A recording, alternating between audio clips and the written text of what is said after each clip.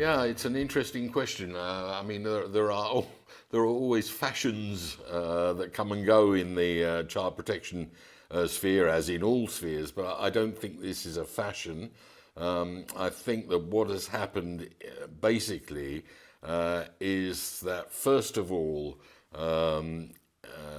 international adoptees started to realize that when they became adults, that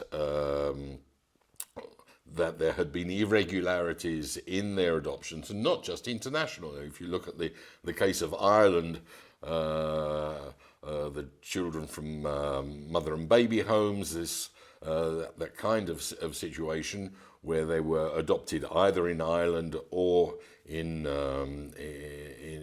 other countries, particularly the USA. Um, and that was some time ago. So some of those children now are anything but children, but in their 60s or even 70s. So once adult adoptees became aware of the issues surrounding their adoption and started trying to look into the what had happened, their past, trying to establish their origins, as so many do. Then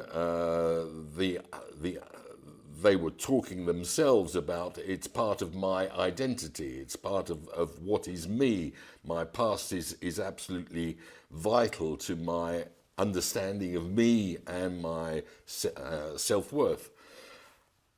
And they, together with with international or intercountry adoptees, started to get together, to realise they weren't alone, to realise that so many adoption procedures had been either falsified or unsatisfactorily documented, that it was extremely difficult to have access to relevant documents, and in particular truthful relevant documents, and that led to effectively to some extremely useful and constructive advocacy by the persons concerned on the issue of identity. And they, of course, I mean, are infinitely more, infinitely better placed than I to talk about that. But then, of course, added to those people are persons born through surrogacy or donor conceived persons. This was just not an issue when the Convention on the Rights of the Child was being drafted in the 1980s. It was there were, let's say,